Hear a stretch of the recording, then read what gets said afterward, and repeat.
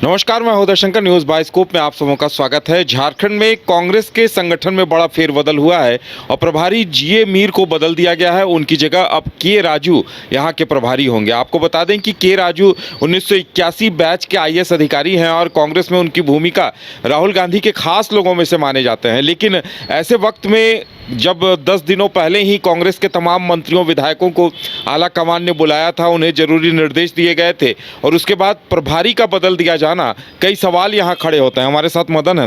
मदन, लगता है कि कांग्रेस ने बहुत सारी जो योजनाएं बनाई हैं, जो चुनावी वादे थे, उन्हें पूरा करने की दिशा में ये एक अहम बात कही जा सकती है कि जिम्मेदारी, हालांकि देखिए जीए मीर ने भी बहुत अच्छा प्रदर्शन किया था।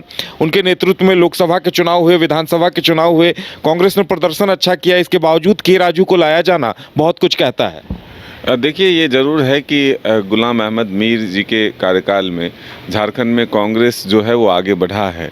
दोनों चुनाव में परिणाम अच्छे रहे, लेकिन जब संगठनात्मक रूप से चर्चा हुई और जब तमाम विधायक और जब मंत्री वहां पहुंचे तो ज़रूर कुछ न कुछ ऐसी बातें निकल कर आई है कि अब जो है परिणाम तो आ गए चुनाव के, लेकिन आगे पार्टी को मजबूत कैसे किया जाए, इस पर जब मंथन और चिंतन हुई है तब ये निकल कर आया है कि सरकार में रहते हुए सरकार के द्वारा ही जो अपने वादे हैं उसको कैसे धरातल पर जल्द से जल्द उतारा जाए। ऐसे में एक जो प्रभावी व्यक्ति को यहाँ पर जिम्मेदारी दिया जाए, सरकार से समन्वय स्थापित कर जो है उन योजनाओं को जल्द से जल्द धरातल पर उतारा जाए। इसलिए एक तेज तर्रार जो पूर्व आईएएस हैं के राजू और अब कांग्रेस में उनकी महत्वपूर्ण भूमिका एक रणनीतिकार के तौर पर मानी जाती है। राहुल गांधी जी के कोर टीम के वो शामिल हैं, मेंबर हैं।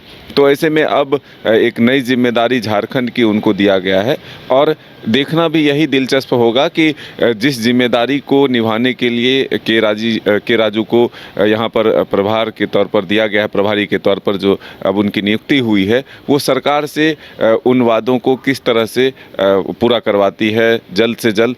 जिसमें कि सबसे प्रमुख अगर आप देखें तो जातीय जनगणना को लेकर के कांग्रेस सबसे ज़्यादा एक्टिव मोड में दिख रही है।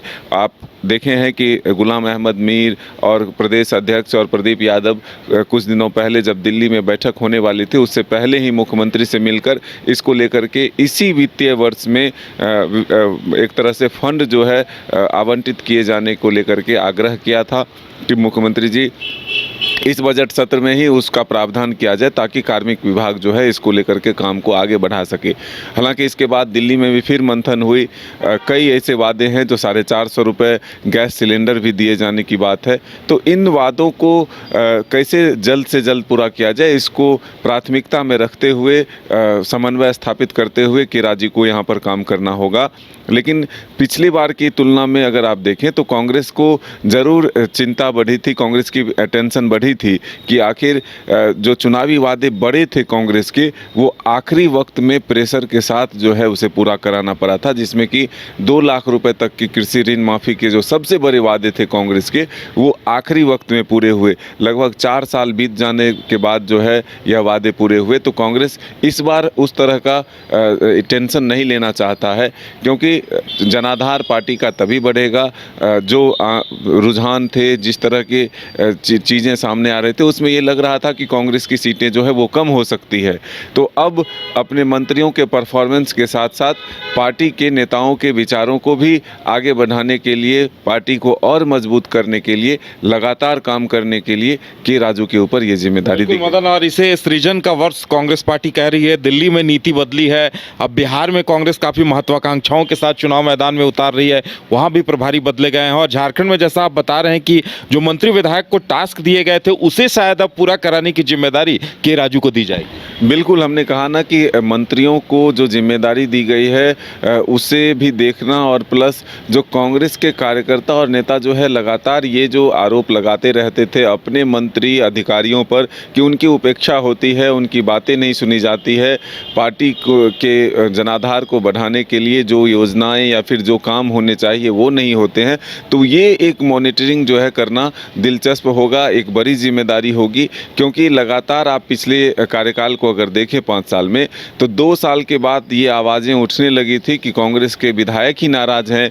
कभी 9 विधायक तो कभी 6 विधायक दिल्ली जाकर के डेरा डालते हैं और अपने ही मंत्रियों को बदलने की मांग करते हैं, और उन पर आरोप लगता है कि वो उनकी बातें नहीं सुनते हैं, अधिकारी उनकी बात नहीं सुनते हैं। तो ऐसे में पार्टी का जनाधार कैसे बढ़ेगा?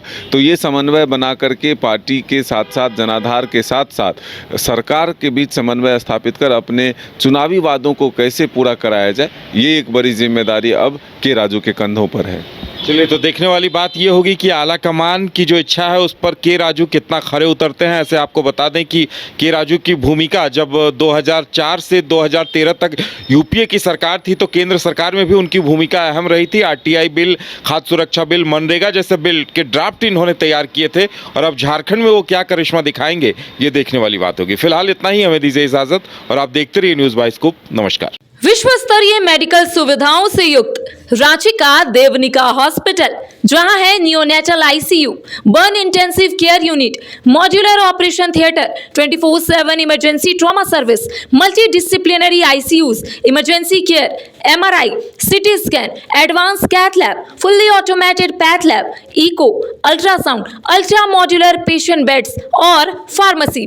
देवनिका हॉस्पिटल एंड रिसर्च सेंटर, किफायती दर पर विश्व स्तरीय इलाज, ancillary Chowk, Tupudana industrial area, Ranchi. 5 राज्य, 61 शहर, 150 प्रोजेक्ट और एक वास्तु विहार। नई सोच, नया घर, बनाए रखिए अपना प्यार, सेवा में है वास्तु विहार।